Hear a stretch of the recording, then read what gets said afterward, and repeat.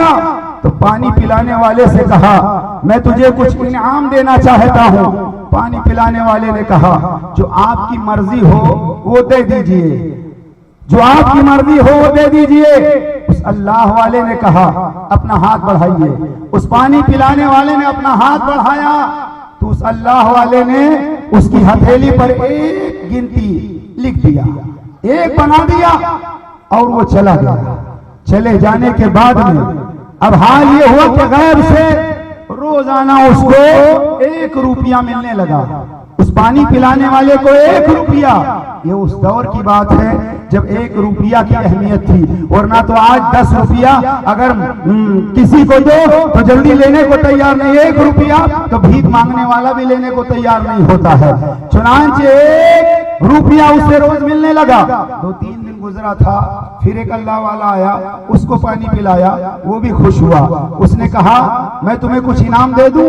पानी पिलाने वाले ने कहा, जो मर्जी हो दे दो। उसने कहा, हाथ बढ़ाओ। जब हाथ बढ़ाया तो उसने अपने कश्फ की निगाह से देख लिया कि 1 की गिनती मौजूद है। उसने बगल में एक 0 बना दिया, एक 0 बना दिया, चला गया। अब रोजाना इसको 10 रुपया गैब से मिलने लगा, 10 रुपया गैब से मिलने लगा। वक्त गुजरता रहा। चंद दिनों के बाद एक अल्लाह वाला फिर आया, उसने पानी पिया और कहा, मैं तुझे इनाम देना चाहता हूँ। कहा, जो देना है दे दीजिए, हाथ बढ़ाइए। इसने हाथ बढ़ाया, उसने अपने कश्फ की निगाह से देखा कि 1 है, उसके आगे एक 0 है। उसने भी उसी के बगल एक 0 और बना दिया। अब रोजाना 100 रुपया मिलने लगा, 100 रुपया मिलने लगा। पानी पिलाता रहा, खिदमत जारी रही। चंद दिनों के बाद एक अल्लाह का वली और आया, उसने पानी पिया, का इनाम देना चाहता हूँ, हाथ बढ़ाइए। हाथ जब बढ़ाया उसने देखा 1 है, उसके बगल में 0 है। उसने एक 0 और बढ़ा दिया, वो चला गया। अब 1000 रुपया रोजाना मिलने लगा। अब जब 1000 रुपया मिलने लगा तो इसने पानी पिलाना बंद कर दिया, पानी पिलाना बंद कर दिया। आज हाल तो यही है। हम समझते हैं बाप दादा के जरिए इस्लाम हमें मिल गया, अब हमें कुछ करने की जरूरत नहीं है। और हाल यही है कि 10 दिन लगातार अगर कोई मजदूरी कर लेता है, कुछ पैसा जमा हो जाता है, तो उसके बाद वो घर में लेट जाता है, काम पे नहीं जाता। और बीवी भी इसमें खूब हाथ बटाती है। अगर कोई पड़ोसी आके पूछ ले, क्या बात है आपके शौहर काम पर नहीं गए, तो बीवी कहती, आज उनके कमर में दर्द बहुत है, हालांकि उसको कुछ नहीं है। अब जब 1000 रुपया मिलने लगा, काम इसने बंद कर दिया।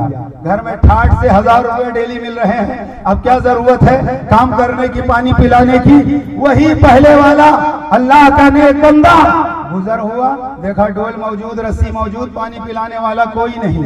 पूछा, लोगों ने कहा, अब वो पानी क्यों पिलाएगा, 1000 रुपया उसे रोजाना मिल जाते हैं, अब तो घर में आराम कर रहा है। बुजुर्ग पता पूछकर उसके घर गए और जब पूछा, क्या बात है पानी क्यों नहीं पिलाते? उसने कहा, हुजूर जब बगैर पानी पिलाए 1000 रोजाना मिल जाता है, तो अब मुझे क्या जरूरत है? बुजुर्ग ने कहा, हाथ बढ़ाइए। उसने हाथ बढ़ाया और जब हाथ बढ़ाया तो उन्होंने अपने कश्फ की निगाह से देखा, 1 जो मैंने बनाया था उसके आगे 3 0 है। उन्होंने अपना 1 बनाया हुआ मिटा दिया, 1 बनाया हुआ मिटा दिया।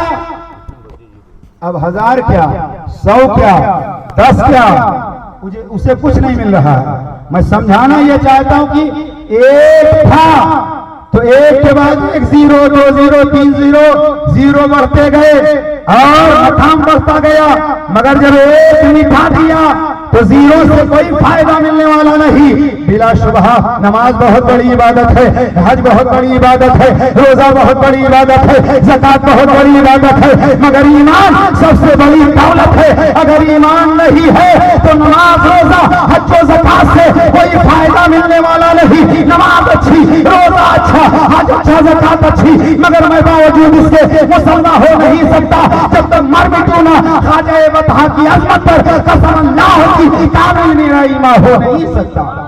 मालूम ये हुआ कि ईमान सबसे बड़ी दौलत है, ईमान सबसे बड़ी दौलत है। और ईमान है क्या?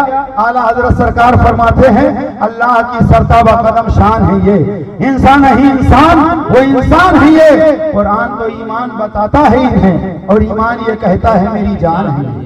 बायजीद हजरत मालिक बिन दीनार रहमतुल्लाह ताला अलैह तवज्जो कीजिए, बस समेट रहा हूँ। मालिक बिन दीनार अल्लाह के बहुत बड़े वली गुजरे हैं।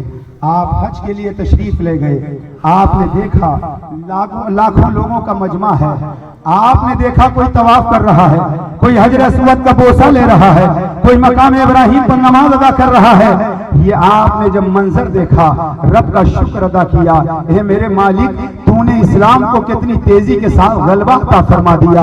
हजरत मालिक बिन दीनार ने अर्ज किया, बारे इलाहा, ए परवरदिगार आलम, इस साल कितने लोगों का हज कबूल हुआ, उनमें से एक का नाम बता दे। कितने लोगों का हज मरदूद हुआ, उनमें से एक का नाम बता दे।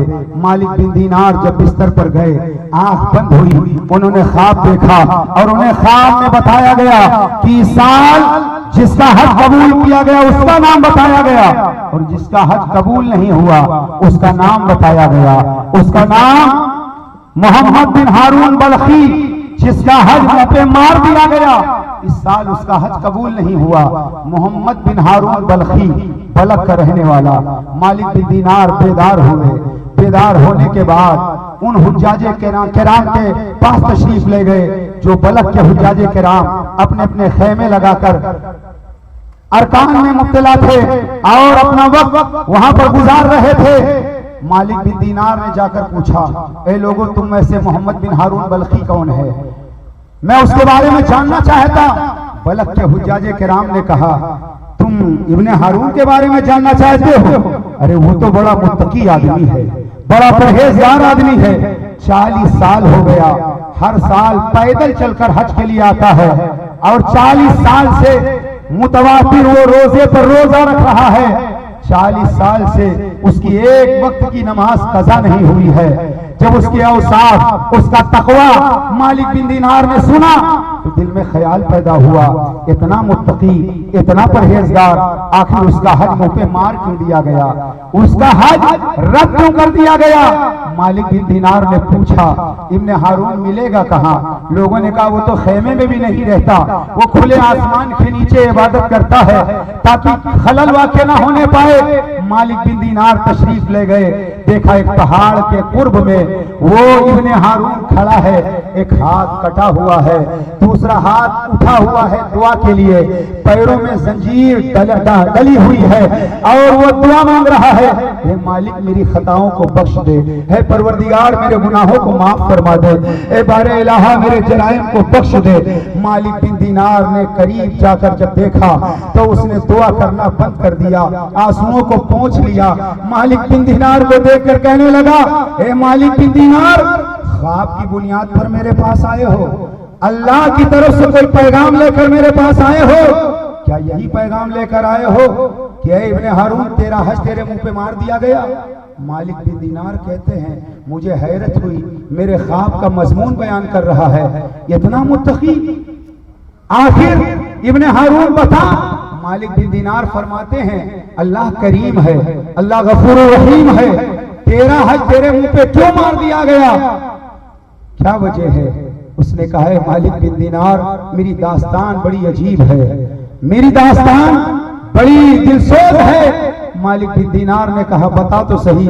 उसने कहा है, मालिक बिन दीनार ये पहला साल नहीं है, 40 साल हो गए हैं, हर साल मैं हज के लिए आता हूँ, अरकान हज से जब फारिग होता हूँ कोई अल्लाह का वली आता है और मुझसे कहता है, इब्ने हारून तू पलट जा, तेरा हज तेरे मुंह पे मार दिया गया है, तेरा हज मरदूद कर दिया गया है। मालिक बिन दीनार फरमाते हैं, अपनी दास्तान बयान तो कर। उस इब्ने हारून ने कहा, मालिक बिन दीनार मेरी दास्तान ये है, जब मैंने जवानी की मंजिल में कदम रखा और जवानी के अय्याम में मुझे सोहबत गलत लोगों की मिल गई, उठना बैठना ऐसे लोगों के साथ मुझे मिला जो नशे के आदी थे, मुझे नशे का आदी बना दिया और मैं उन लोगों की सोहबत में बैठकर नशा करने लगा।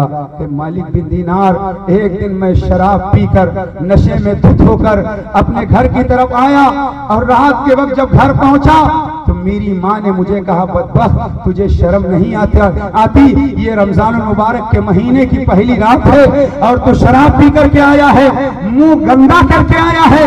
मुझे तमाचा मारना शुरू कर दिया। मालिक बिन दीनार से इब्ने हारून ने कहा, ए मालिक बिन दीनार, जब मेरी माँ ने मुझे बदबख्त कहा, मुझे तमाचे लगाए, तो मुझे गुस्सा आ गया, और जब मुझे गुस्सा आया तो मैंने इसी हाथ से अपनी माँ को मारना शुरू कर दिया। अपनी माँ को मारता रहा। जब गुस्सा मेरा ठंडा न हुआ तो मैंने अपनी माँ को, सामने तन्नूर जल रहा था, आग के शोले भड़क रहे थे, इसी हाथ से मैंने अपनी माँ को जलते हुए तन्नूर में डाल दिया, उठाकर फेंक दिया। मेरी बीवी ने मुझे धक्के मार दिया तो मैं कमरे में जाकर गिरा। उसके बाद रात का काफी हिस्सा गुजर जाने के बाद मैंने अपनी बीवी को आवाज दिया, हे वफादार बीवी इधर आ। मेरी बीवी ने गरजदार लहजे में जवाब दिया। मेरी बीवी ने कहा कि तू माँ का कातिल है। जब माँ का ना हो सका तो किसी और का क्या होगा। इब्ने हारून कहता है, मालिक बिन दीनार, जब मैंने ये सुना कि मैं माँ का कातिल हूँ, मैं कमरे से बाहर आया। मैंने निकल कर क्या देखा, मेरी माँ जैसे रोटी जल जाती है, जली रोटी की तरह मेरी माँ सामने पड़ी हुई थी और मेरी माँ मर चुकी थी। अब मैं कर ही क्या सकता था। मैं रोता रहा। सामने एक कुल्हाड़ी रखी हुई थी, मैंने कुल्हाड़ी उठा लिया और जिस हाथ से मैंने अपनी माँ को जलती हुई आग में फेंक दिया था, उस हाथ को मैंने काट दिया। मेरे घर में जो कुछ था मैंने राहे मौला में खैरात कर दिया। उसके बाद से मालिक बिन दीनार, मैं नमाज पर नमाज पढ़ रहा हूँ, सजदे पर सजदा कर रहा हूँ, 40 साल से हज के लिए आ रहा हूँ और मैं 24 घंटे में एक मुट्ठी चने इस्तेमाल करता हूँ, कुछ और नहीं खाता। मगर इतना अरसा गुजर गया, मुझे रब माफ नहीं कर रहा है, मेरी खता माफ नहीं की जा रही है। मालिक बिन दीनार ने जब इतना सुना, जलाल में आए, फरमाया, नादान, तुम माँ का कातिल है, इतना बड़ा सालिम है, माँ को जलते हुए आग में डाल दिया। कहीं ऐसा न हो आसमान से आग की बरसात हो जाए। ये कहते हुए आप वहां से आगे बढ़े। इधर फिर इब्ने हारून ने हाथों को उठाया, ए मालिक, अपने महबूब के सदके में माफ कर दे, अपने महबूब के वसीले में मुझे मेरी खताओं को बख्श दे। ये दुआ करने लगा। मालिक बिन दीनार वहां से आगे बढ़े, खेमे में जाकर लेट गए गुस्से में। तो वो थे ही, जब आंख बंद हुई, कुछ देर के बाद मुस्तफा प्यारे का जलवा देखा, नबी करीम की ज़ियारत हुई। मेरे आका ने इरशाद फरमाया, ए मालिक बिन दीनार, तूने उसे मायूस क्यों कर दिया? वो तौबा कर रहा था, ना उम्मीद क्यों कर दिया? मालिक बिन दीनार ने कहा, या रसूलल्लाह सल्लल्लाहु अलैहि वसल्लम, मेरे माँ बाप आपके कदमों पे कुर्बान हो जाए, इतना बड़ा जालिम अपनी माँ का कातिल है। मेरे आका ने इरशाद फरमाया, ए मालिक, मैं तुझे ये ना बता दूं कयामत के दिन अल्लाह ताला उसके साथ क्या सिला करेगा, कयामत के दिन उसके साथ क्या मामला किया जाएगा? मालिक बिन दीनार कहते हैं, आका करम फरमाए। मेरे आका फरमाते हैं, कयामत के दिन जब रब की अदालत में माँ और बेटे की पेशी होगी, अल्लाह रब्बुल इज्जत इंसाफ फरमाएगा और माँ के कत्ल की बुनियाद पर बेटे को सजा सुनाएगा और बेटे को हुक्म दिया जाएगा रब की जानिब से कि इब्ने हारून को पकड़ करके जहन्नम में ले जाओ और डाल दो। इब्ने हारून को जहन्नम में डाल दिया जाएगा। 3 दिन गुजरेंगे और ए लोगों याद रखो, तुम याद रखो, जहन्नम का एक दिन दुनियावी एतबार से दुनिया के 50,000 साल के बराबर दोज़ख का एक दिन होगा। 3 दिन गुजरेंगे। इसी 3 दिन गुजरने के बाद अचानक इब्ने हारून की माँ की ममता जाग जाएगी, माँ की ममता तड़प जाएगी, माँ की ममता बेकरार होगी और माँ कहेगी, ए परवरदिगार, क्या मेरा बेटा इस वक्त कहाँ है? मेरा बेटा कहाँ है? रब की बारगाह से जवाब मिलेगा कि तुम्हारे बेटे को तुम्हारे कत्ल की बुनियाद पर जहन्नम में डाल दिया गया है। अब देखो, माँ का कातिल है मगर माँ का दिल देखो, माँ की ममता देखो। माँ कहेगी, ए मेरे मालिक, ए परवरदिगार, क्या कोई सबील है, क्या कोई रास्ता है, क्या मेरे बेटे को जहन्नम से निकाला जा सकता है? तो रब फरमाएगा, हाँ, अगर तू अपने बेटे को माफ कर दे तो तेरे बेटे को जहन्नम से निकाला जा सकता है, तेरे बेटे को जहन्नम से बाहर किया जा सकता है। माँ कहती है, मेरे परवरदिगार, मैंने अपने बेटे को माफ कर दिया, तो भी माफ फरमा दे। रब्बे ज़ुल जलाल की तरफ से हुक्म होगा, इब्ने हारून को निकाला जाए, इब्ने हारून को दोज़ख से निकाला जाएगा और कहा जाएगा, तेरी माँ ने तुझे माफ कर दिया, दिया है। अम्मा का हाथ पकड़ ले और दोनों जन्नत में चले जा। हजरात, मैं आपको बताना ये चाहता हूँ कि माँ का कातिल था, मगर माँ की ममता देखो। आज के तरक्की याफ्ता दौर में जहाँ हर चीज में आपको मिलावट मिलेगी, आप दूध देखें तो मिलावट, आप सब्जियां देखें, यानी तमाम चीजों में कुछ ना कुछ मिलावट कर दी गई है। मगर ऐसे तरक्की याफ्ता दौर में अगर किसी चीज में आज मिलावट नहीं मिलेगी तो माँ का प्यार है, माँ की ममता है, माँ की मोहब्बत है। 10 साल का बेटा होगा, जब भी माँ बेटा कह के पुकारती है, 80 साल का बेटा होगा, माँ बेटा कह के पुकारती है। माँ की मोहब्बत अनमोल है, माँ का प्यार अनमोल है। मगर आज के दौर में थोड़ा सा माल मिल जाता है, थोड़ी सी दौलत आ जाती है तो लोग अगर बुलेट खरीद लेते हैं या अपाची खरीद लेते हैं या चरपहिया गाड़ी खरीद लेते हैं या मकान बना लेते हैं। आपने देखा होगा मोटरसाइकिल पर लिखा होता है ये मेरी माँ की दुआ है, लिखा रहता है ना। गाड़ी पर ये मेरी माँ की दुआ है, मकान पर ये मेरी माँ की दुआ है। तो क्या बाप की बद्दुआ है?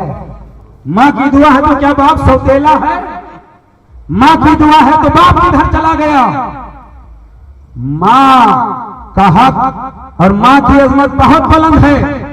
माँ के कदमों के नीचे जन्नत है, मगर बाप को जन्नत का दरवाजा बताया गया है। अगर कोई माँ को राजी कर ले, माँ को राजी कर ले, जन्नत मिल भी जाए तो जब तक दरवाजा नहीं खुलेगा जाएगा कैसे? लिहाजा अगर गाड़ी, बैल, गाड़ी, मकान, दुकान कहीं आप लिखवाना चाहते हो ये मेरी माँ की दुआ है तो ये मत लिखाओ। लिखाना है तो ये लिखाओ ये मेरे माँ बाप दोनों की दुआ या वालिदैन की दुआ है। तन्हा माँ की दुआ मत लिखाओ। वो कौन है जो तुम्हारे रिस्क का एहतमाम करता है? माँ तो कूलर और पंखे में लेट करके आराम करती है, लेकिन मजदूरी कौन करता है? चिलचिलाती हुई धूप में लुकने का इंतजाम कौन करता है?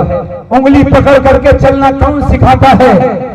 बाप का मकाम माँ का हक ज्यादा है। उलमा बैठे पूछे मगर बाप की शान ज्यादा है।